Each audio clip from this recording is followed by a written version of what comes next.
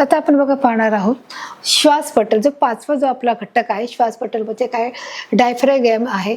इथे दिले आहे बघा, बरगड्याने बनलेला छातीच्या पिंजऱ्याचा तळाशी एक स्नायूचा पडदा असतो, त्या श्वासपटल असे म्हटले जाते. आता श्वासपटल म्हणजे काय, त्याची तुम्हाला इथे माहिती किंवा व्याख्या दिलेली आहे की ज्या बरगड्यांनी भरलेल्या, जो आपल्या बरगड्या आहेत त्या छातीच्या ज्या बरगड्या आहेत त्या बरगड्यांनी बनलेल्या छातीच्या पिंजऱ्याच्या तळाशी, म्हणजे छातीचा जो आपला पिंजरा आहे त्या पिंजऱ्याच्या ज्या तळाशी एक स्नायूचा पडदा असतो बघा, हा जो आहे तो काय आहे, पडदा आहे, त्या श्वासपटल असे म्हणतात. बघा तुम्हाला इथे चित्रीकरणाच्या माध्यमातून अधिक स्पष्ट सांगितलेलं आहे की नेमकं की त्यांनी सांगितले श्वासपटल म्हणजे काय आहे, तर त्यांनी इथे क्लिअर केलेलं आहे की बरगड्यांनी म्हटलं म्हणजे जे आपल्या बघा ज्या छातीला ज्या बरगड्या असतात त्या अशा प्रकारच्या बघा, इथे अशा प्रकारच्या ज्या बघा अशा बरगड्या असतात, ह्या काय आहेत, बरगड्या आहेत, बरोबर.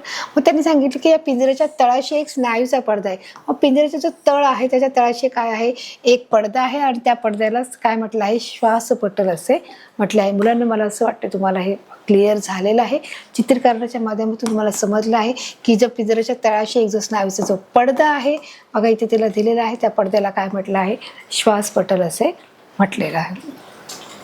अशा प्रकारे श्वासपटल आहे.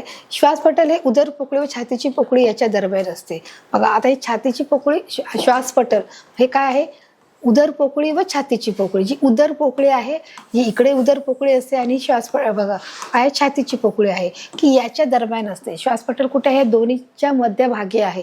कोणाच्या मध्यभागी आहे, उदर पोकळी व छातीची पोकळी याच्या दरम्यान काय आहे, सो हा मिडलचा भाग आहे.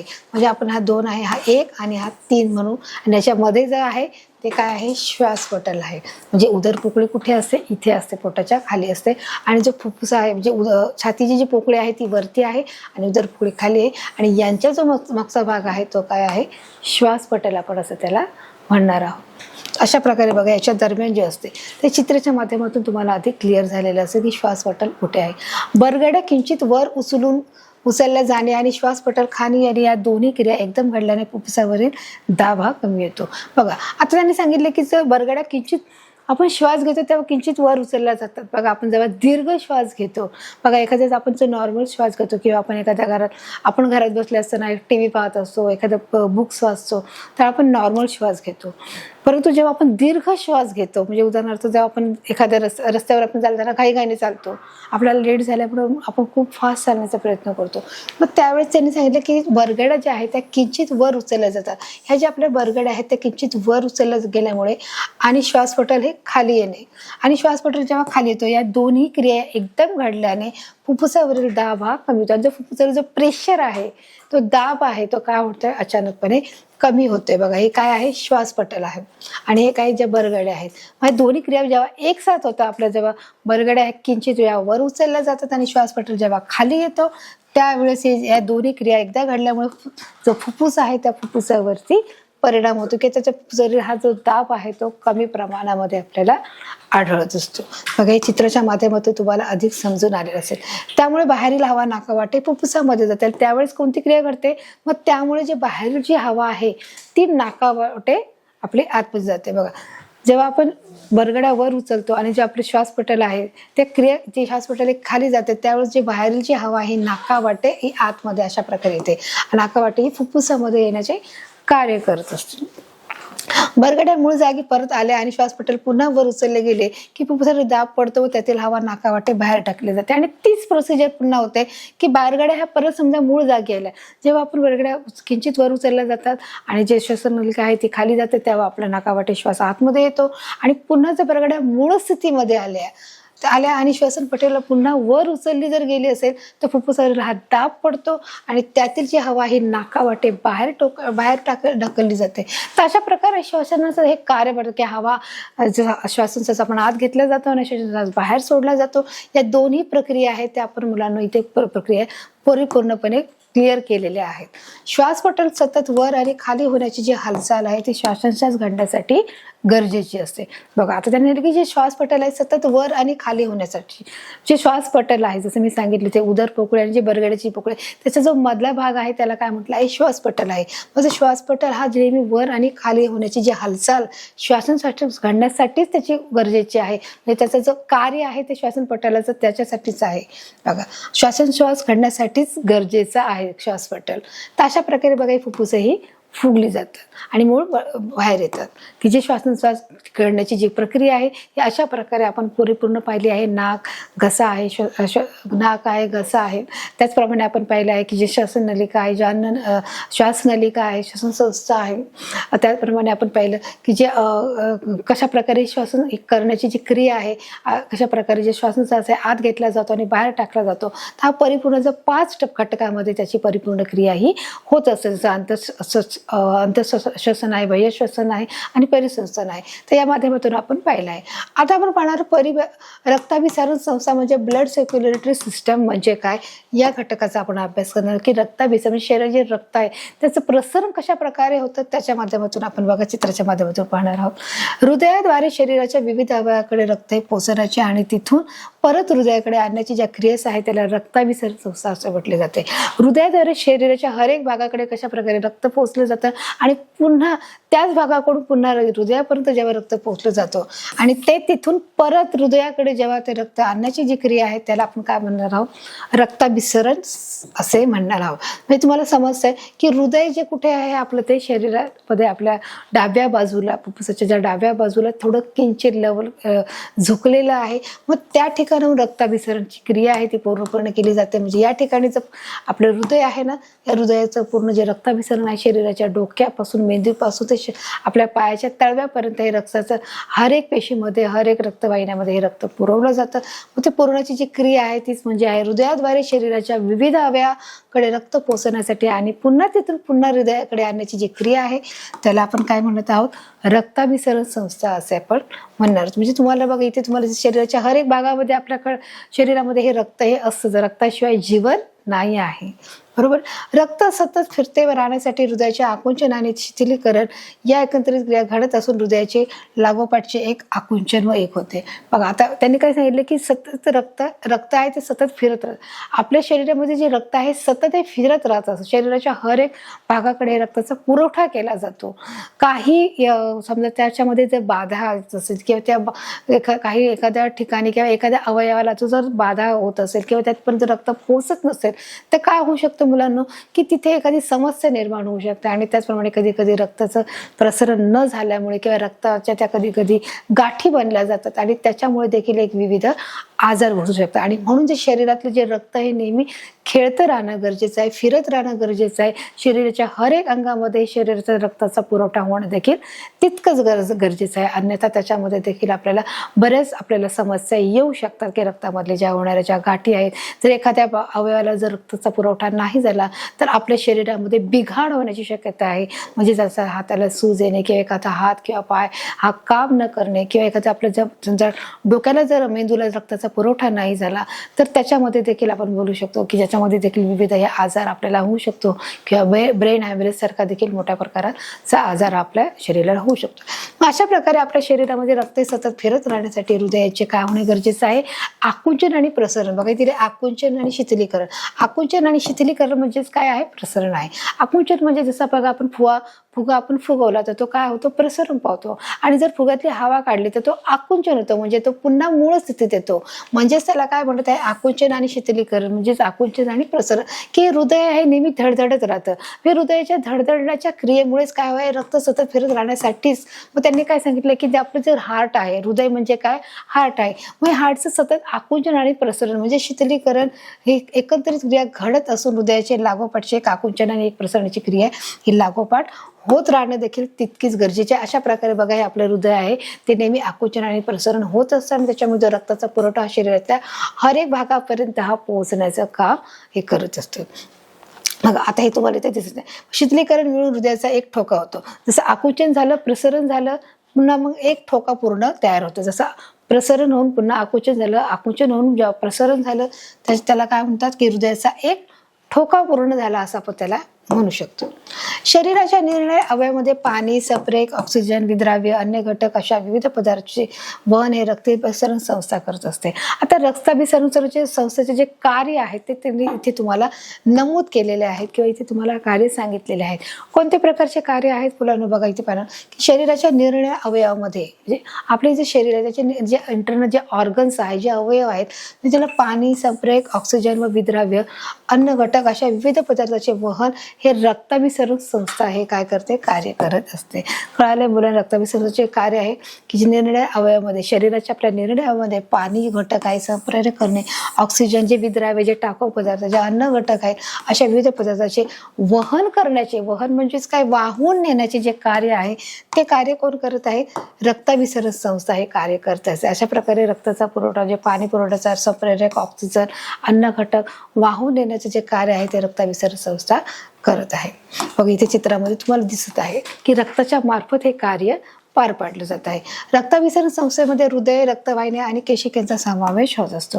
की रक्ताभिसरण जी संस्था आहे त्याच्यामध्ये काय, जे हृदय आहे, हृदय कुठे आहे, इथं आहे, त्या रक्तवाहिन्या आहेत आणि ज्या केशिकांचा समावेश, ज्या आतल्या ज्या छोट्या ज्या केशिका आहेत त्यांचा देखील याच्यामध्ये समावेश होत आहे.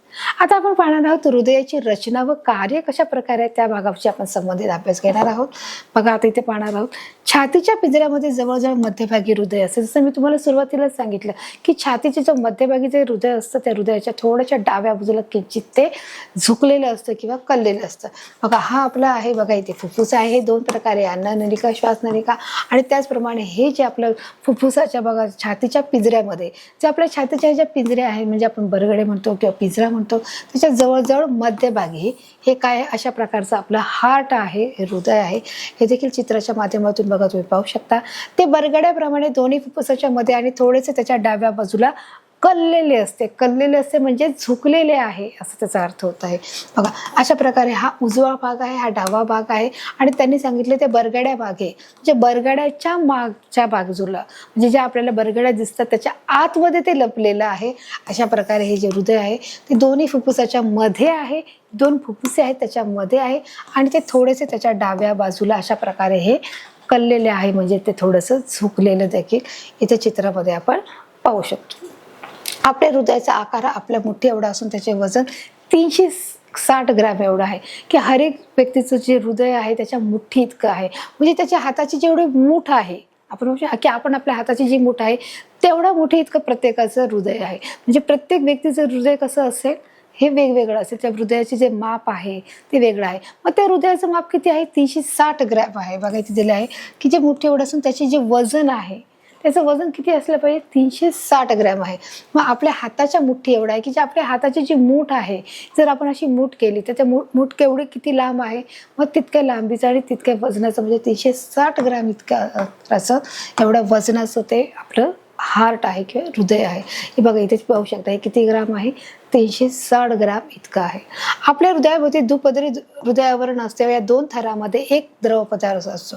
जे आपलं हृदय आहे त्या हृदयामध्ये दुपदरी आवरण असते, म्हणजे दोन पदराचं आवरण असतं. म्हणजे इथे बघा अशा प्रकारे इथे दिलेलं आहे इथे, आणि अशा दोन प्रकारचं इथे काय दिलेलं आहे, आवरण दिलेलं आहे. त्यांनी सांगितले दोन प्रकारचं आवरण आहे म्हणून त्याला काय दिलं आहे, दुपदरी, म्हणजे दोन भागांचं आवरण आहे हृदयावर. या दोन थरामध्ये एक आहे जो द्रव पदार्थ असतो आणि त्याच्यापैकी जो दोन थर आहे त्याच्यापैकी द्रव पदार्थ आहे एक. त्यामुळे घर्षणापासून व धक्कापासून हृदयाचे संरक्षण होते. आणि त्याच्यामुळे इन केस जर आपलं समजा आपल्याला एखाद्याचा धक्का लागला किंवा जोराचा आपला धक्का लागला किंवा बस आदळली किंवा आपण गाडीमध्ये आहोत, कारमध्ये आहोत किंवा जोराचा समजा एखाद्या वेळेस समजा ॲक्सिलेटरवरून पाय गेला किंवा एखादा खड्डा आला तर त्यामुळे घर्षण जर झालं तर त्या पदार्थामुळे जो द्रव पदार्थ आहे त्यामुळे घर्षणापासून आपल्याला धक्क्यापासून हृदयाचे संरक्षण होते. म्हणजे ज्याप्रमाणे आपल्या संरक्षणाचं जे काम आहे हे दोन पदराच्या मार्फत होतं आणि त्याच्यापैकी जो एक जो पदार्थ आहे तो कसा आहे मुलांना, दोन थर, जो एक थर आहे तो थर कसा आहे, द्रव पदार्थ आहे. व त्यामुळे घर्षणापासून आणि धक्क्यापासून जे समजा जे घर्षण होत आहे किंवा एखादा धक्का लागला तर त्याच्यापासून देखील सहजच हृदयाचे संरक्षण करता यावं यासाठी 2 पदराचा वापर इथे केलेला आहे. या 2 थरामध्ये त्याचा आवरण हे मिक्स झालेलं आहे. पहिला थर आणि दुसरा थर आहे. हे देखील सांगितलं. जो पहिला थर आहे तो द्रव पदार्थ आहे की जेणेकरून घर्षणापासून आणि धक्क्यापासून त्याचं संरक्षण होत आहे. मानवी हृदय हा एक स्नायुमय मांसल अवयव असून हे हृदय स्नायूचे बनलेले असते. हृदय हे कसले बनले आहे? स्नायूंनी बनलेले आहे. मानवी हृदय हा एक स्नायुमय आहे आणि जे सर्व स्नायू दिसतात त्या स्नायूपासून जे मांसल आहे, मांसल म्हणजे एक प्रकार बोलू शकतो ज्याच्यामध्ये आपण ते मीठ आहे ते मांसल अवयव असून हे हृदय स्नायूचे बनलेले आहे. आणि जे संपूर्ण जे हृदय आहे ते कशा प्रकारे स्नायूने बनलेलं आहे हे देखील आपण इथे पाहू शकतो. अशा प्रकारचे घटक आहेत इथे तुम्हाला दिसत आहे. हृदय स्नायू अनैच्छिक असून त्याचे आकुंचन व शिथिलीकरण एका निश्चित तालात होते. यालाच हृदयाचे स्पंदन असे म्हणतात. स्पंदन म्हणजेच काय की आपण त्याला बोलू शकतो की निश्चित की हृदयाची उघडझाप होणे किंवा हृदयाचे ठोके वाजणे की आपण म्हणू शकतो जसा घड्याळाचा ठोका पडतो स्पंदन होतं. तर जे आपण त्याला असं काय म्हणत आहोत की आकुंचन पावणे आणि प्रसरण पावणे म्हणजे हृदय स्नायू अनैच्छिक असून ते कसं आहे अनैच्छिक आहे म्हणजे असं त्याला जरूर नाही की ते 1 सेकंदालाच किंवा 2 सेकंदालाच जो आकुंचन पावे. आता बघा इथे दिला आहे अनैच्छिक हा जो शब्द आलेला आहे. अनैच्छिक आणि ऐच्छिक हा जो शब्द आहे तो देखील तुम्हाला माहिती आहे. ऐच्छिक म्हणजे आपल्या मनाप्रमाणेच करणार. अनैच्छिक म्हणजे त्याला कोणत्याही प्रकारचे एक बंधन नाही. ते अनैच्छिक आहे. हृदय काय हृदय स्नायू हे कसं अनैच्छिक आहे. ते किती तासाला किंवा किती मिनिटाला किती तो त्याचे ठोके पडू शकतात हे त्याचे नियंत्रित नाही की ते एक कालमर्यादा ठरलेली नाहीये. मग ते कसं आहे अनैच्छिक आहे. समजले बोलणं ऐच्छिक आणि अनैच्छिक. ते अनैच्छिक असून त्याचे आकुंचन व शिथिलीकरण. आकुंचन म्हणजे आपण बोलू शकतो की ते एकसाथ गोळा होणे आणि प्रसरण म्हणजे सोडून देणे.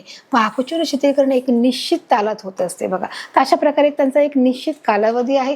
यालाच हृदयाचे स्पंदन म्हणतात. स्पंदन म्हणजे की हृदयाची उघडझाप होणे किंवा हृदयाचे जे आकुंचन प्रसरण पावणे यालाच काय म्हणतात हृदयाचे स्पंदन असे म्हटले जाते. अशा प्रकारे बघा हृदयाचे जे ठोके आहेत ते वर खाली होत राहतात आणि त्याच्यासाठी एक निश्चित काय आहे त्याला ताल आहे. त्या तालामध्ये त्याचे ठोके पडतात. हृदयाच्या आतील उभ्या पडद्यामुळे डावे उजवे असे 2 भाग पडतात. आता तुम्हाला इथे येणार हृदयाची रचना व कार्य म्हणजे तुम्हाला अशा प्रकारे हृदयाचं तुम्हाला हर एक प्रकारचे भाग इथे समजून सांगितलेले आहेत की आपलं जे हार्ट आहे ते अशा प्रकारचं आहे. आता त्या हार्टमध्ये आपण बघा पाहणार आहोत चित्राच्या माध्यमातून आपण समजून घेणार आहोत. ही आहे जी उजवी धमनी आहे बघा. त्याचे 2 भाग पडतात हृदयाच्या आतील उभ्या पडद्यामुळे. आता जे उभे जे पडदे आहेत बघा इथे तुम्हाला दिलेले आहेत. या उभ्या पडद्यामुळे इथे 2 भाग हे झालेले आहेत बघा. इथे उजवा अलिंद आहे आणि इथे डावा निली आहे बघा. अशा प्रकारे डावे अलिंद हे डावे धमिनी आहे, उजवी आहे उजवी धमिनी आहे, धमिनी आहे. असे 2 भाग इथे पडलेले आहेत. तर पहिलं आहे ते उजवी धमिनी ही अशा प्रकारे आणि ते लिहिली डावी धमिनी म्हणजे जी ब्ल्यू कलरची दिली आहे ती काय आहे धमिनी आहे. ही धमिनी म्हणजेच काय आहे एक प्रकारची त्या शिरा आहेत. त्याचप्रमाणे ऊर्ध्व महाशिर आहे इथे पण दिलेलं आहे आणि इथे मोहरोहिणी दिलेलं आहे. उजवीकडील शिरा आहे, डावे अलिंद आहे, उजवे अलिंद आहे, डावे निली आहे. अध महाशिर आहे म्हणजे ज्याचा खालचा भाग आहे. त्रिदली झडप म्हणजे अशा प्रकारची ते दाखवली आहे. उजवे निली महाधमनी अर्धचंद्राकृती म्हणजे बघा आपल्या हार्टमध्ये देखील किती प्रकारचे पार्ट्स हे लपलेले आहेत. आज तुम्हाला या चित्रीकरणाच्या माध्यमातून मुलांना समजून आले असेल ना. आपल्याला आज तुम्हाला हे कळालं असेल की कशा प्रकारचे आपला हार्ट आहे. हे प्रत्येक जे धमिनी आहे, शिरा आहे, आलिंद आहे, अर्धमहाशिर आहे, निली आहे, अर्धचंद्राकृती झडप आहे याच्यापासून बनलेलं आहे. आणि जे हृदय आहे हृदयाचे देखील आतील भाग उभ्या पडद्यामुळे देखील याचे 2 भागामध्ये विभाजन झालेलं आहे. हे देखील मला या चित्राच्या माध्यमातून तुम्हाला समजलेलं आहे. तर अशा प्रकारे जे सर्व जे पार्ट्स आहेत त्या चित्रामध्ये तुम्हाला दाखवले आहे. या भागाचे परत 2-2 कप्पे पडतात आणि या भागाचे देखील परत हे 2-2 कप्पे पडतात. अशा प्रकारे ज्याचे 4 कप्पे असून वरच्या 2 कप्प्यांना आलिंद तर खालील कप्प्यांना निलय म्हणतात. वरच्या जे 2 कप्पे आहेत त्यांना काय म्हणत आहे मुलांना आलिंद बनत आहेत बघा. हे आलिंद आहे अशा प्रकारे आणि त्याप्रमाणे त्यांनी दिलं आहे.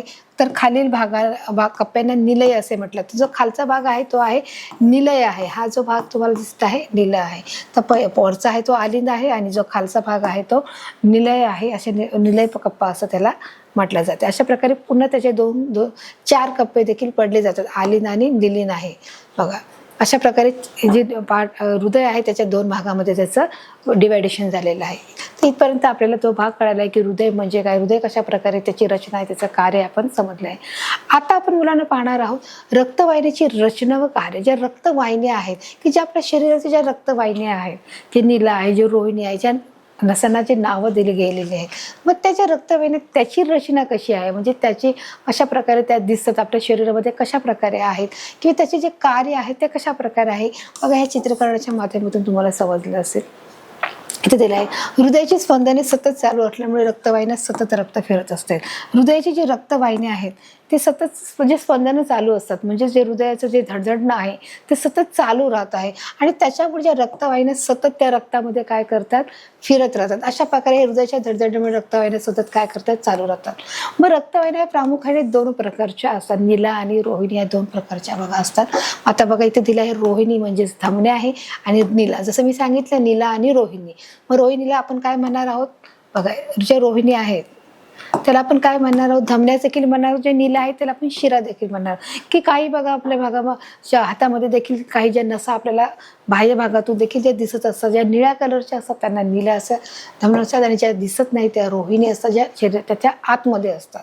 तर त्याची रचना आणि कार्य आता बघा आपण पाहणार आहोत.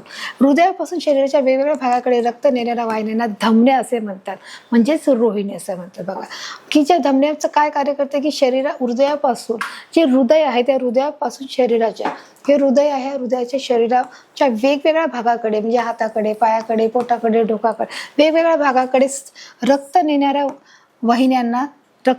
वाहिन्याच्या काय आहेत, वहिन्या आहेत आणि म्हणून त्यांना वहिन्यांना काय म्हणणार, रोहिणी असे म्हणणार आहोत. फुफ्फुस धमनी या व्यतिरिक्त इतर धमन्या ऑक्सिजनयुक्त रक्त वाहून नेतात. आता तुम्हाला जी बघा रोहिणी आहे कशा प्रकारे कार्य करते, बघा इथे दिले आहे रोहिणी म्हणजेच आहे धमनी आहे. अशा प्रकारे रोहिणी आहे आणि धमनी आहे. मग इथे काय सूक्ष्म रक्तवाहिनी आहे, अशा प्रकारे सूक्ष्म रक्तवाहिनी आहे आणि ह्या ज्या आहेत नीला आहेत. अशा प्रकारे ह्या रोहिणी आहेत ह्या लाल रंगाच्या आहेत आणि ज्या नीला आहेत त्या निळ्या रंगाच्या आहेत, म्हणून त्याला देखील वेगवेगळी नावं दिली आहेत. मग यांची झडपे बघा, ही झडप आहे, याचं हे आवरण आहे, स्नायू आहे आणि संयोजी ऊती आहे.